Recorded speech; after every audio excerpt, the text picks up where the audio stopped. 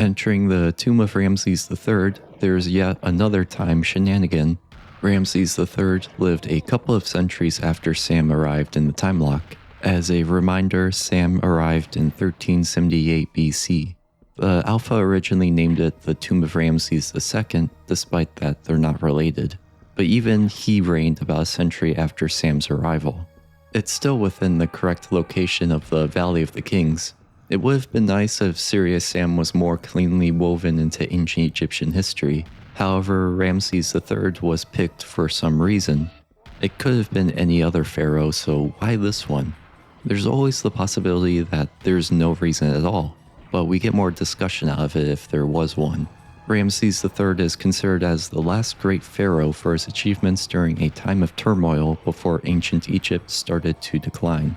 The two key events of his reign are the first recorded worker strike in history and the Harem conspiracy, which was an attempted coup that resulted in his assassination. After his death, the power of Egypt dwindled, and around a century afterwards, Upper Egypt was ruled by the high priests of Amun in Thebes, and Lower Egypt was ruled by Semendez. The worker strike is important because later on in the game we find out that the citizens were exhausted from the constant building of offerings. It fits in within the Serious Sam lore, right? Wrong! First, the worker strike was about not getting paid because resources ran thin from having to defend the country from the sea peoples. Second, Semendez established the new capital at Tunis and not at Memphis. Third, the Harem conspiracy did not lead to a civil war, although the central power of the pharaoh did dwindle, eventually leading to two different rulers for Upper and Lower Egypt, where Thebes and Memphis reside respectively. If we entertain the idea that everything does fit into the Serious Sam lore, like an alternative timeline, then it lines up pretty well if we change the Harem conspiracy to cause a civil war. This was also around the time of the Late Bronze Age collapse, which also lines up nicely. So this then begs the question, why does Sam arrive in 1378 BC? Why not some year after the death of Ramses III after all this had happened? I don't have an answer, and my only hypothesis is that maybe the year that Sam arrived in is a mistake and was supposed to be set later. My only evidence is that the story, whether it was woven with history or made up, is very messy and inconsistent, as we will see continue. Of course, you can just consider it an alternate timeline as an easy way out. Regardless, the Tomb of Ramses is a big step up in level design and style. The dark rooms, architecture, and Egyptian art do sell the usual tomb setting pretty well, although the darkness is abandoned a little bit after entering in favor of dimly lit but everything is still visible rooms. Shadows could have been used a lot more, like hiding the clear instead of the usual behind the pillar or corner routine. The arena fight at the end could have benefited from it too by slightly obscuring the player's vision with shadows, making them rely more on the sound of the clears running in or kamikazes. The frogs because they don't make that much noise, and the arachnoids because of their hit scan attack from a distance would need to be removed from that area, however. At least until the end when they can brighten everything up, then introduce the adult arachnoid. The double-barrel shotgun is given here to anyone that missed the secret, so why not have the player focus on fighting in close quarters by limiting their visibility? It's also one of the only levels to feature verticality in the first encounter. Even though it is linear, there is a shortcut and a couple of optional short paths or rooms that aren't needed to progress, nor for a secret. It's fun to explore, and the music fits well with how a clear could be lurking around any corner. Once again, using actual shadows or fog could really help enhance that feeling. The engine can do it, and they have it featured twice, once in the Valley of the Kings and again in Karnak. The arena is a bit too big and could have been condensed to have it feel claustrophobic to help fit the tomb's theme. Otherwise, you see enemies coming at a distance where either shotgun is ineffective. The many pillars help fit the spooky theme of the level by hearing enemies but not being exactly sure where they're lurking, since the pillars are mainly there to hide their movements. In practice, it doesn't work out well because they only come in from the stage, and you can just camp there. You can see that the clear are programmed to run along the perimeter instead of straight to the player. So it would work if you did what the developers expected of you and stayed where you got the double barrel shotgun. A simple fix would be to have multiple spawn points, one at each corner, and have them spawn in at different intervals. That way it's harder to tell where they're coming from and let their sounds do the heavy lifting. While on the subject, the sound design of Serious Sam in both weapon feedback and the enemies is excellent. A lot of information is given through sound, such as when an enemy is alerted or dies, who that particular enemy is, how far away they are, what direction they're coming from, and the sound of their incoming attack. During a large wave, it can get a bit hard to cut through all of the noise to find the details that you need. It's still possible, such as hearing this clear pounce behind me during this fight at the Great Pyramid.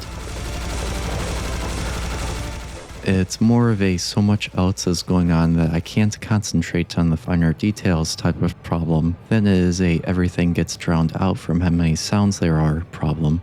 They have a sound limiter in place to prevent the most relevant sounds from getting drowned out in the first place, so you never have to worry about not hearing a kamikaze. Is there like especially with the size of the battles, is there like a limit on the amount of kamikaze voices that are ever happening at any one time? We have certain limits within.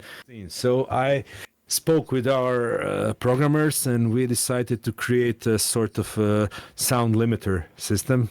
Since all our tech is built inside, our sound engine is also in-house built. I would also make sure that your audio is well balanced too. If your audio system overly favors bass, a wearable stampeding around will muffle out everything else. Kamikazes, for whom distance and direction matter the most, also fall into this issue where their screaming will be all that you hear if your audio system just flattens everything out. Headphones are recommended so that a kamikaze's direction is easier to solve, especially with multiple of them. Figuring out if a kamikaze is close by with just a speaker will work well, although the screaming becomes a bit indistinguishable in terms of their direction when they come from all sides. As a plus, it does add a bit of stress similar to a horror game of not knowing where the screaming is coming from as it gets louder.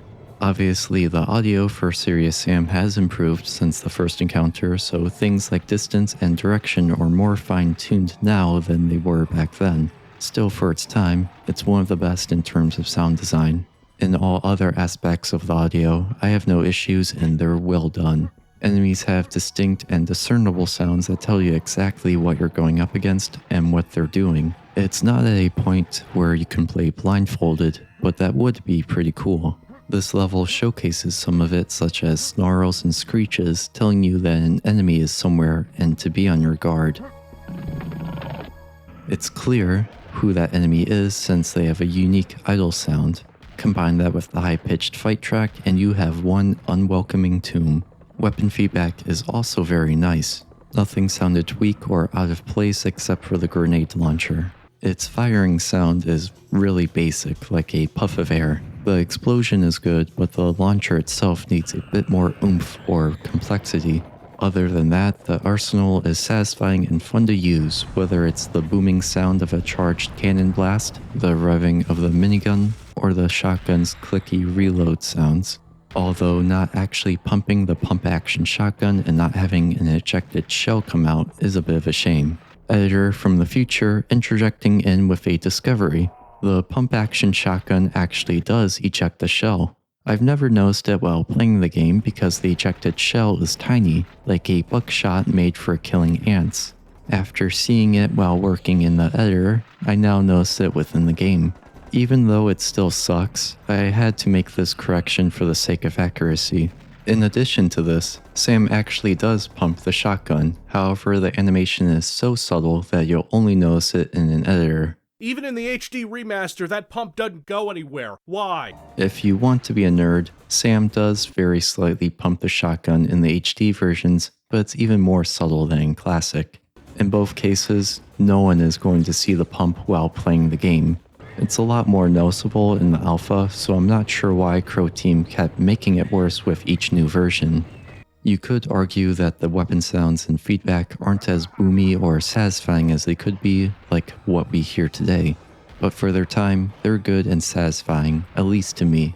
Speaking of Boomy, there's a second chance to get the rocket launcher as a secret, which will be useful against the arachnoids in this level, by allowing you to shoot and take cover from a longer distance than the shotguns, as well as not taking as long as the revolvers would to kill.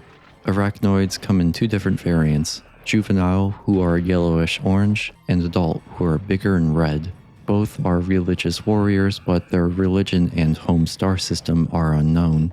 I don't believe that it's a religion that worships mental, given that mental kills intelligent life, unless the arachnoids are dumb. The Nitriska entries for both types of arachnoids mention how their exoskeleton is resistant to bullets, explosives, and fire. It's just flavor text. The other notes about shooting through their own ranks in Fury implies friendly fire, but I have yet to see this actually happen, or if it does, it's not noticeable. They do shoot through other monsters, but I don't think that their bullets hurt their comrades.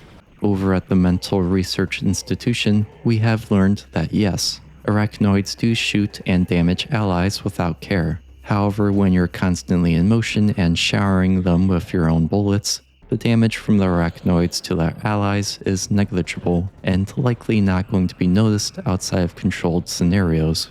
Both of them use a chain gun, which basically acts like a hit scan weapon. However, they lose accuracy as the distance to their target increases. Functionally, their attack acts like a suppressive fire, highly encouraging the player to take cover, or else their health will chip away. Melee monsters such as Clear or Wereballs will force the player out of cover eventually. Sometimes they're placed in an area with not that much cover or a vantage point with a good line of sight of the area. So arachnoids are usually on the high priority list of enemies to get rid of quickly. They do have a melee attack with their stinger, yet I doubt that many people will even see this during the campaign, given how much damage you would take just to get close enough. The flinch mechanic works very well against arachnoids since it interrupts their volley of bullets, allowing the player to get to cover or to finish off the arachnoids without taking further damage from it. If you're quick enough, you can kill them before they can start shooting with the help of the flinch mechanic. The only mechanical differences between the juveniles and adults is that the adults have more health and a stronger melee attack. The Tomb of Ramses III may not be the most exciting level, and it is relatively easy, but it is fun. It also gives a nice breather to settle in before things start to ramp up. With the earth element obtained, next up is fire. Exiting the nice looking room, we're greeted to an open area ripe for Mental's minions. It's also here where the discrepancy between having or not having the secret weapons really hurts. To recap, an all-secret playthrough will have the Tommy gun and rocket launcher here, which serve as the go-to weapons to use at a medium to long range at this time. Not finding those secrets means that the player is stuck using the revolvers as the medium to long range weapon, and has to be up close to the enemy to do any meaningful damage with the shotguns.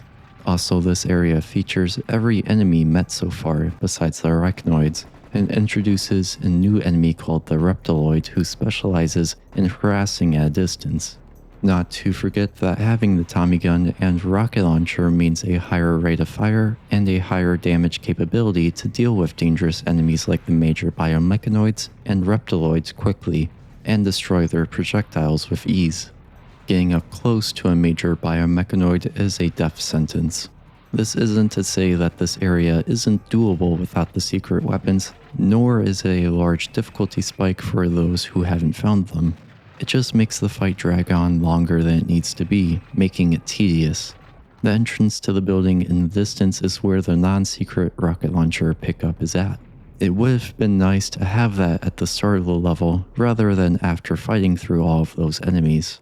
Other than that, the only notable thing before getting the rocket launcher is the kamikaze riding a wearable. It's hard to tell if it's intentional or not, as they are placed on top of each other, but it could easily be an oversight as it never happens again. At least in Serious Sam's early build, it was intentional since an enemy called the Mammut Man could ride a Mammut, the predecessor to the wearable. Whether it is or not, this is pretty cool. Monster combinations like this could be a way to make the fights more exciting and over the top. Sure, if you get hit by a wearable kamikaze, you'll probably die, but it makes them easier to kill and it damages other enemies in its vicinity. Sadly, this is the only occurrence in the series.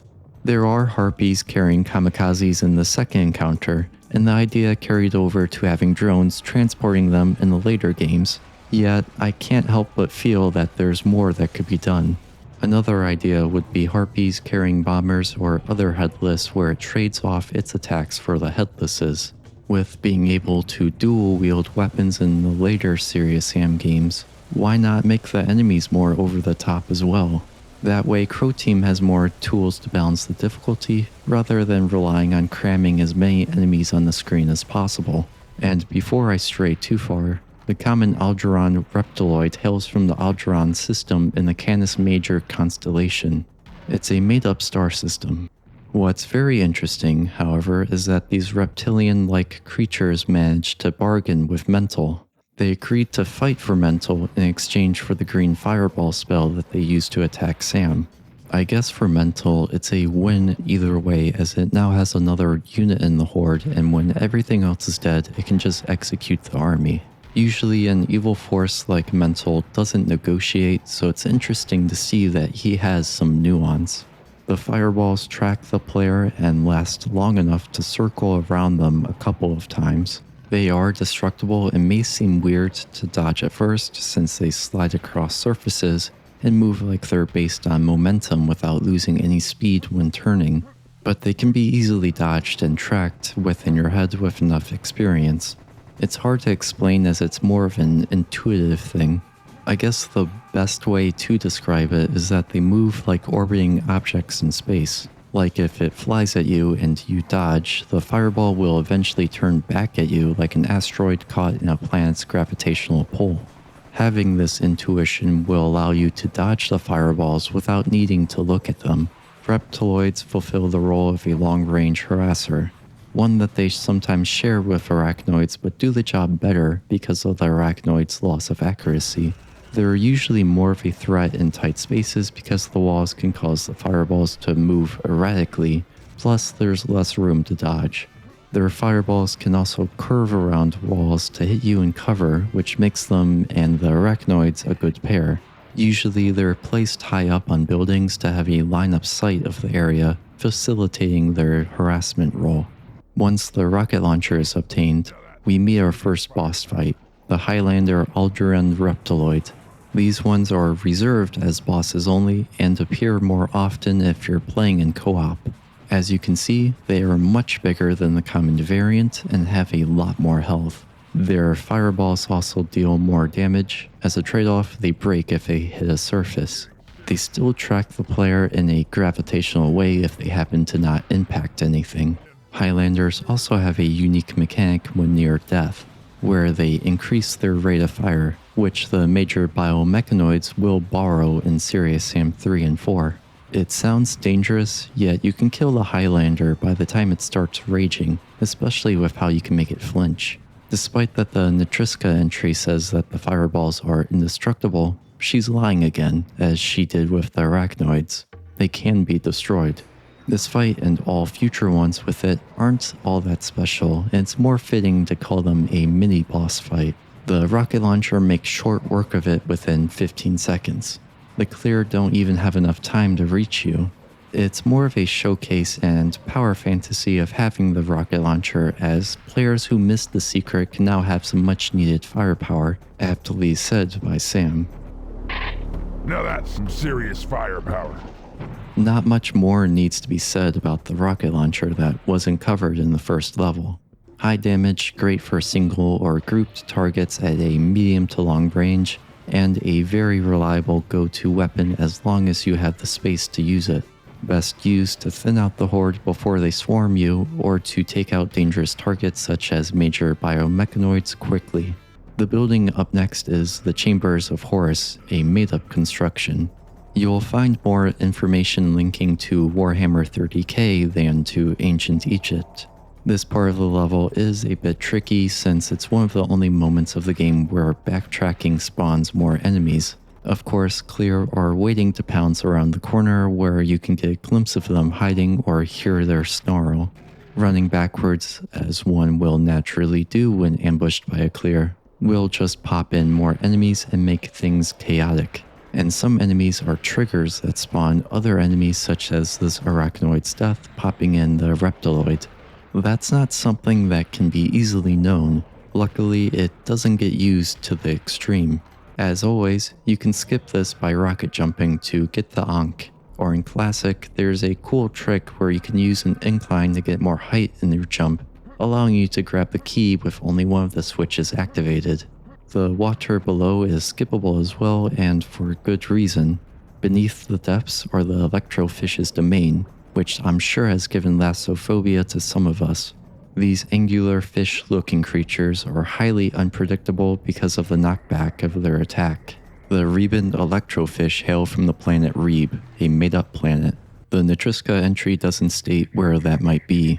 Given the wording of muddy and dark water, I think that the electrofish were added into the game when they implemented the sewers level, which was late in development.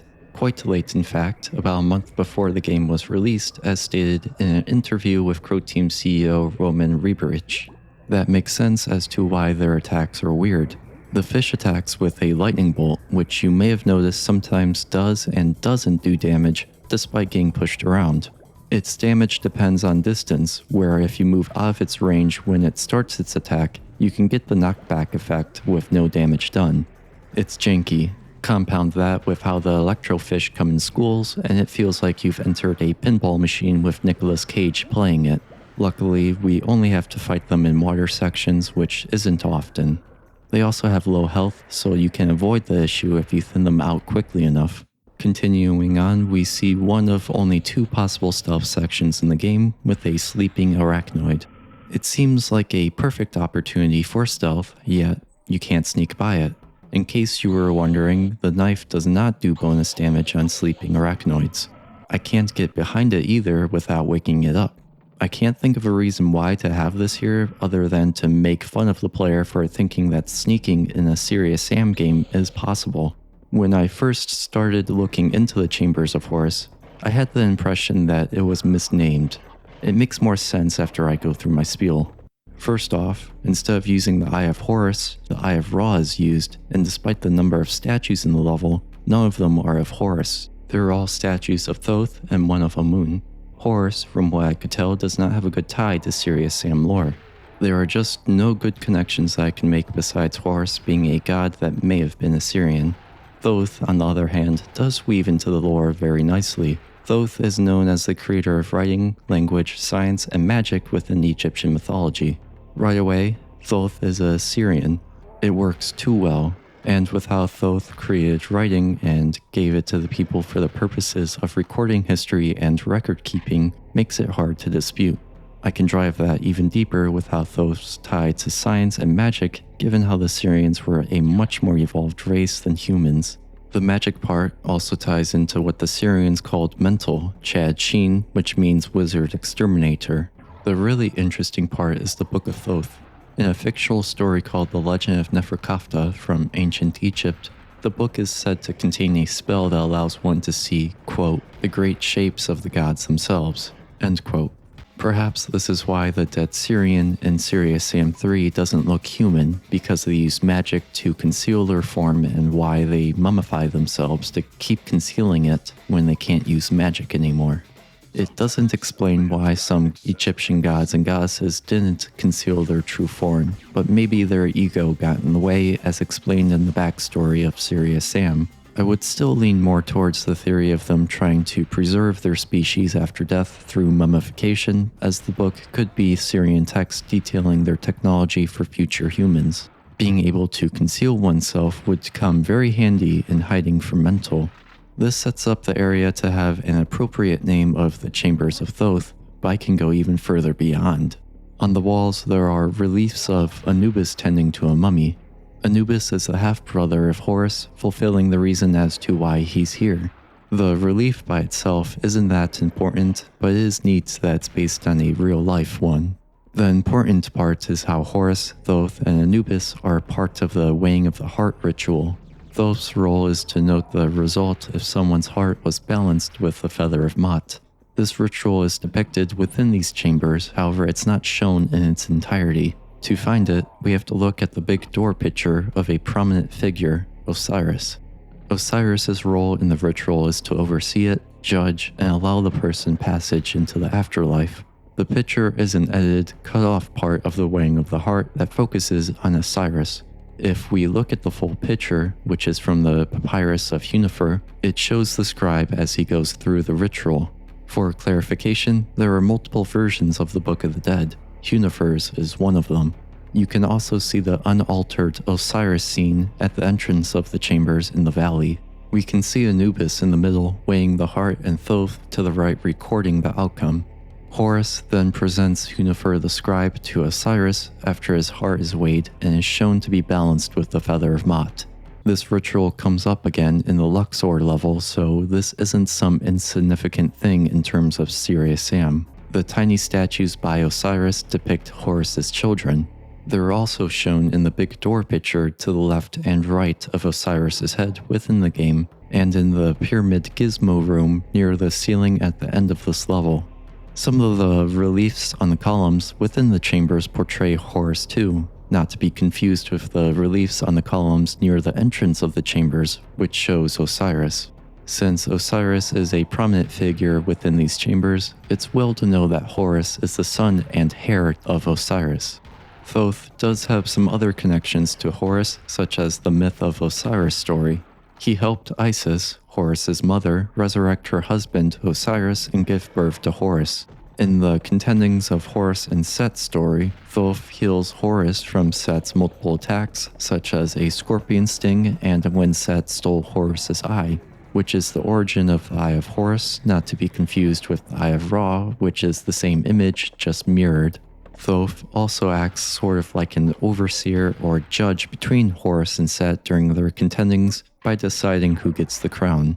Relating to those two, have you ever wondered why there's a wall of darkness and slippery floor in the chambers of Horus? The wall of darkness could be a metaphor for Horus losing his eye, and the slippery floor, let's just say that the Sea People are involved with Egypt in more ways than just the Bronze Age collapse. Thoth is covered and so is Anubis, so what about Amun? There's still that one statue of him near the end. Well, first, we'll need to look at Ra, who looks exactly the same as Horus, just with a different hat. There are accounts of Horus and Ra being merged into one as Ra Harakti. The more common and prominent fusion dance is between Amun and Ra, forming Amun-Ra.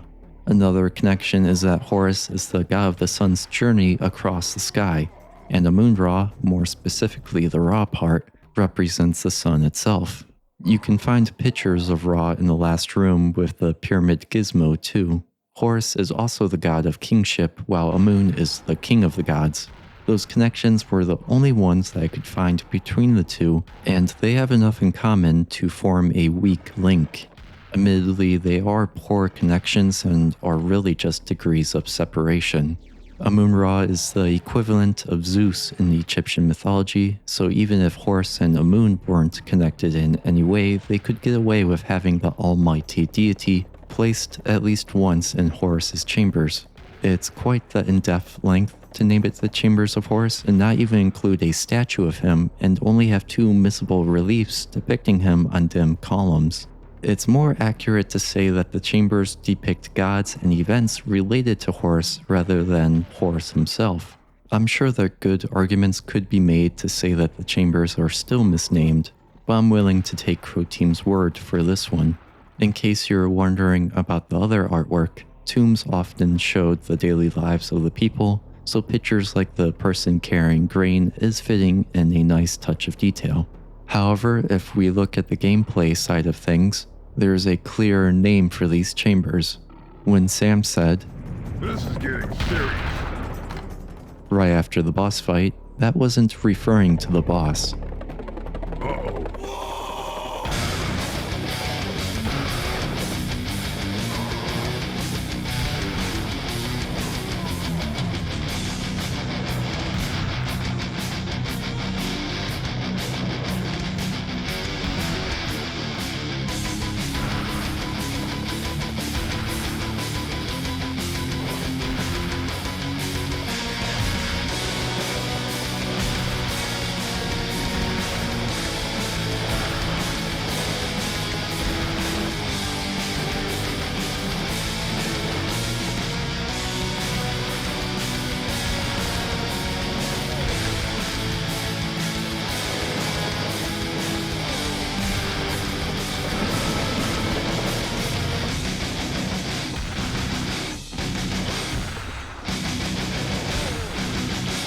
Crow Team really had an obsession with clear in the first encounter, and it will only get worse from here. Otherwise, these chambers are pretty. The lighting is cozy, but it does go a bit much with how many torches there are right next to each other. They do help create foreboding hallways along with the architecture where you can feel the enemies waiting in ambush. There are a lot of repeated reliefs, especially of the person carrying the pot and sack. Yet, it's probably not going to be noticed if the player's focus is more on the gameplay than looking with a critical eye. Nonetheless, it still feels like exploring an underground ancient Egyptian temple, even if it may not be realistic. It's pretty, and it helps that the background music sounds similar to a religious chant. Another thing about the design of these chambers is how it teases a serious health in a couple of rooms through a metal grate. This is a good level design choice to encourage the player to seek it out and to keep it in mind. It isn't a secret, but it does help show how Crow Team likes to tease items that are just out of reach. One example of a secret that does this is the serious health back in the Tomb of Ramses III, or the second secret rocket launcher also in that level. This temple doesn't just praise Horus, as it features two gimmicks that are only used once in the game. The first being the slippery floor room. It's momentum based, so trying to move from standstill or changing directions is a pain. The papyrus in this room is useless. It mentions the Moon Mountains but doesn't hint at it being a secret level nor at how one can access it. At most, it seems to be a brief bit of lore, and running around in an underground chamber doesn't seem like the best place to look for the Mountains of the Moon. Yes, it is supposed to be a secret, however the papyrus could have encouraged the player to look for it rather than coming off as just a bit of lore. Or maybe mention that the bridge at the end of the level isn't sturdy and will possibly break if you walk across it, to drop a hint that there's another way to get over there, combined with the fact that there are items on the other side of the bridge. The next gimmick is the Wall of Darkness. It's pretty much what it's titled. As soon as the switch is pressed, the Wall of Darkness becomes impassable, and the wall to the right opens up. I like how it takes a moment for the clear's hooves to start, to allow the player to get a glimpse at the serious health that was teased earlier, further enticing the player. Then the hooves start clapping. There's a brief moment of silence which I think might be mistimed, as the music and some clears start up before the Wall of Darkness opens. It would have been a nice moment of suspense. Regardless, it does sell an illusion of there being more clear than there actually are, as the obscurity leaves your mind to guess on the amount based on sound alone. There's a lot of clip-clopping going on, which could just be one stuck on a wall for all we know. It eventually becomes clear that there are only a handful. These two gimmicks do seem like Crow Team is showing off the Sirius Engine 1 since they're never used again, as we'll see again later with other things. I can see why the Wall of Darkness wouldn't be used again, but that slippery floor room could be a repeatable mechanic. And if it was a bad mechanic, which it kind of is as it's more tedious than fun, then why have it there to begin with and in such a small room? I will admit that it might be pretty funny if we could watch a bunch of werewolves run around a slippery floor room. If you happen to take a good amount of damage from the clear during the Wall of Darkness fight, the serious health looks really desirable. That's now only a room away. The last significant amount of health was the plus 50 health pack in the slippery floor room. Since then, there was the adult arachnoid with frogs, a couple of clears, and a juvenile arachnoid, the Wall of Darkness room, a couple of kamikazes with other beheaded, a juvenile with a clear, and a rocketeer. And since then, there were only 3 health vials yielding a total of 30 health and no armor besides the one that you can get after you passed all of the enemies mentioned. Just for reference, a clear can deal 40 damage in a pounce attack on Sirius. There's a good chance that the player is starved for health unless you quick saved or knew what was coming. So even though the Sirius health looks like cheese in a mousetrap, you gotta take it. Literally, you can't progress without going through the trap. It was a good level design decision up until here. This would have been better as a choice that forced your hand to take it since it was teased throughout this temple. And it's possible that you really need it now. Even if you're full on health, it's still worth taking to overcharge your health to 200. taking the required bait starts off rather tame, which leads to a bit more of Serious Sam's comedy and personality. Seriously, is that the best you can do? Uh-oh. They are few and far between, but they are nice to hear. The next room has a neat detail. It's a mini puzzle where you need to press a switch in the left room to disable a trap in the right room to grab a key and unlock the door in the middle room. Frame Raider, in his Serious Sam First Encounter Frame Raider feature video, says that this is symbolic of a ritual that the Egyptians would do of bowing down to a statue, then sanctifying oneself in the holy water. This is actually symbolic of bowing down to worship the nearby statue, then sanctifying myself by bathing in this holy water. It was a ritual that the Egyptians would perform. I can't find a reference to a name or anything to this specific ritual, but it is general enough that it's most likely true. We can support that with how great care was taken with statues, such as the daily offering ritual, and how water played a role in ritual washing, such as the Karnak Temple's sacred lake. In the Serious editor, we can verify this with certainty. The developers named the assets associated with this ritual as a prayer to Amun, along with explicitly naming the switch as the player kneeling before the statue. There's also a message that doesn't show up in the game that tells us that the prayer purifies the soul. Why that's needed or why it's here, I don't know. It is neat that Crow Team got the player to physically bow their head before the statue without saying a word. If you happen to grab the stone Ankh key and avoid the spikes quickly, pressing the switch and returning to the pool results in divine punishment. The relief on the door that unlocks from the prayer may be this one. It doesn't completely match, but it's the closest that I could find. The Serious editor doesn't describe what the textures represent besides the statues. It shows the pharaoh Akhenaten, his wife Nefertiti, and their 3 daughters. Regardless if this is the relief used for the door, they both feature Aten. Akhenaten established the worship of Aten within the time period that Sam arrived. It didn't last beyond his reign, but it does relate to Horus, as there was an attempt to make another composite god of Ra, Horus, Aten, given their roles with the sun. It could have been a way to take power away from the Syrians posing as gods, since the worship of Aten was supposed to be monotheistic. Although that didn't go well, as Akhenaten was forgotten from history, until the city of Amarna was discovered in the 19th century. I'd imagine that the Syrians didn't take kindly to it, but he ruled about 20 years before Sam arrived. In Serious Sam lore, his rule potentially could have been the time of the revolt, where Memphis rulers raided Thebes and stole the sign of Amun-Ra. It's hard to say for certain. The pyramid frog spawner at the end is another mystery. It's the only time that it's used, and it doesn't really have a name in the files. Gizmo is the word for marsh hoppers in the editor, and it's the only thing that gives any sort of clue. So I usually call it the pyramid gizmo. I wouldn't call it Syrian technology since it spawns marsh hoppers. To me, it just seems like a way to spice things up and to show off the engine.